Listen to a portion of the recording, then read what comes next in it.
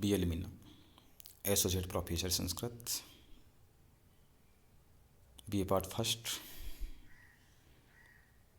के इस online class में आज आपको भारतीय संस्कृति में यज्ञ की अवधारणा के विषय में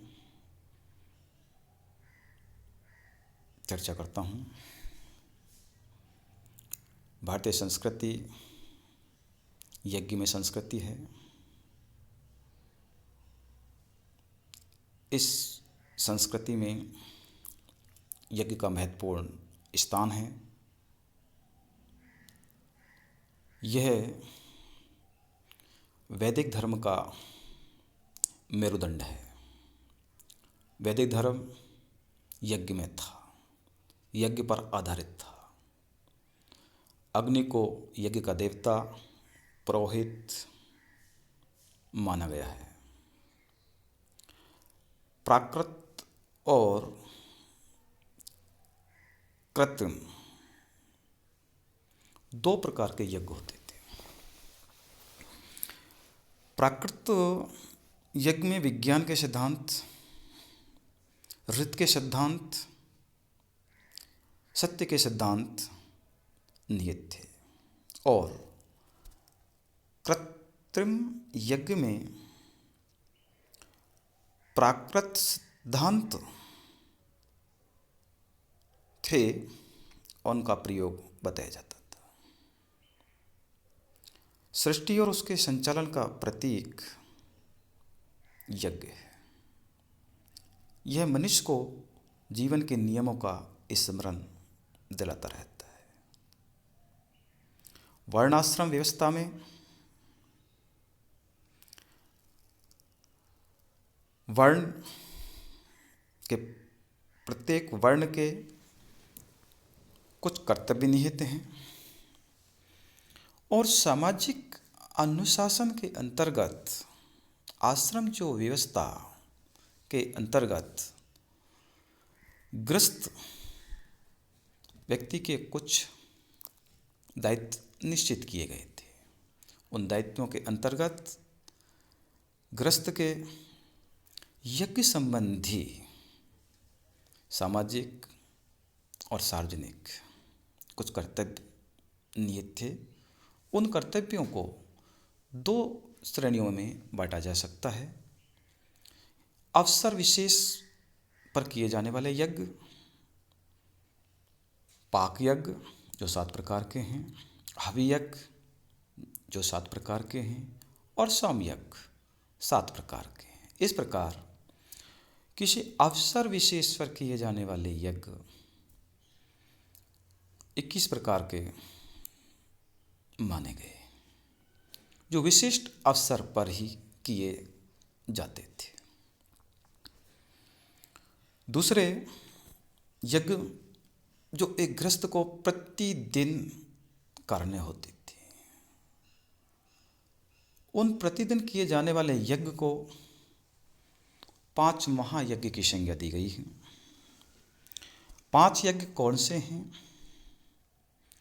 इस पर 2 नंबर का प्रश्न पूछा जा सकता है और भारतीय संस्कृति में पंच महायज्ञ की अवधारणा, यह 10 अंक का प्रश्न पूछा जा सकता है।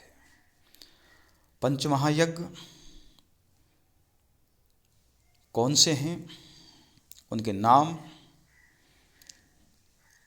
ब्रह्मयज्ञ, पितृयज्ञ, देवयज्ञ, भूतयज्ञ और नृयज्ञ।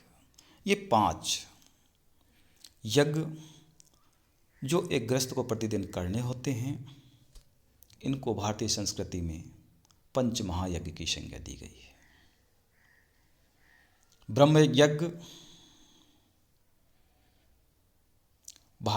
प्राचीन ऋषि के प्रति श्रद्धा और उनके आदर्शों पर चलकर एक गृहस्थ ब्रह्म यज्ञ कर सकता है।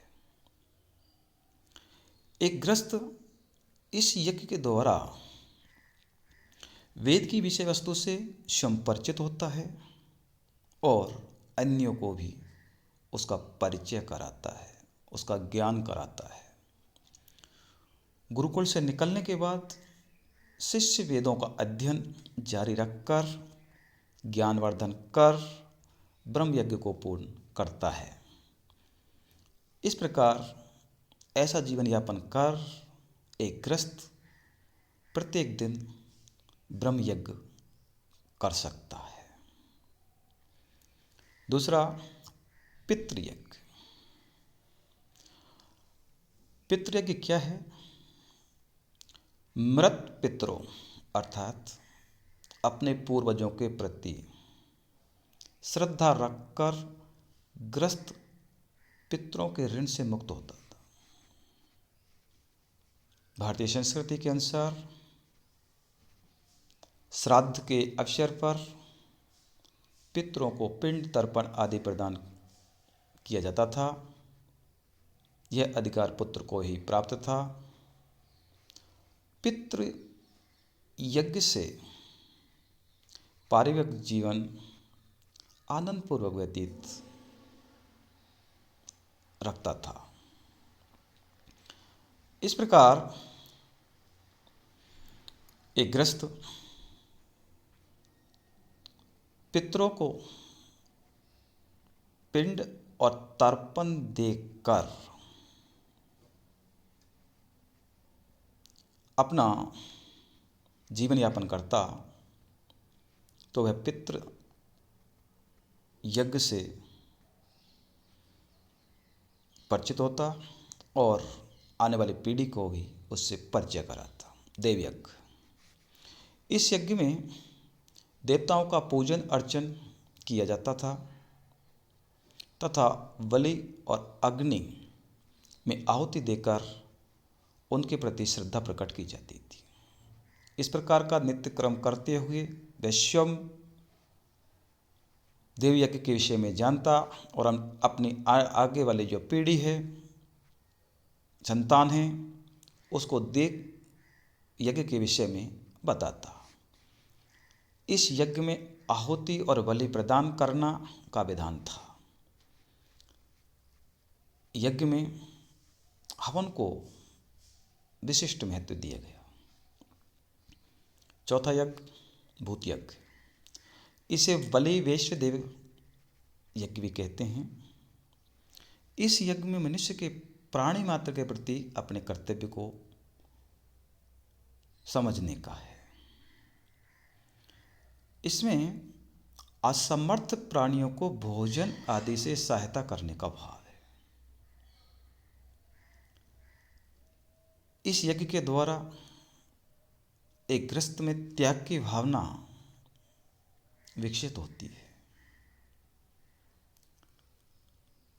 समस्त प्राणियों के प्रति सद्भाव की भावना विकसित होती है। सभी को भोजन देने का भाव भूत यज्ञ के द्वारा एक गृहस्थ को प्राप्त होता था। पांचवा, नृ यज्ञ। इसे अतिथि यज्ञ कहा जाता है। अतिथि सत्कार करना गृहस्थ का प्रधान धर्म है। भारतीय संस्कृति में अतिथि देवो भव की प्रधानता रही है। अतिथि को भगवान का दर्जा दिया गया है। उसका आदर सत्कार करना एक गृहस्थ का धर्म होता है। सामाजिक, आत्मिक और नैतिक दृष्टि से नृ यज्ञ का अत्यधिक महत्व है।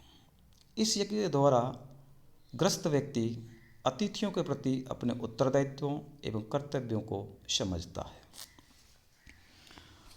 इस प्रकार पंच महायज्ञ द्वारा गृहस्थ को प्रत्येक दृष्टि से उन्नतिशील, समृद्ध, नैतिक, धार्मिक जीवन जीने की कला सिखाई गई है। ऐसी भारतीय संस्कृति में यज्ञ की अवधारणा है। धन्यवाद।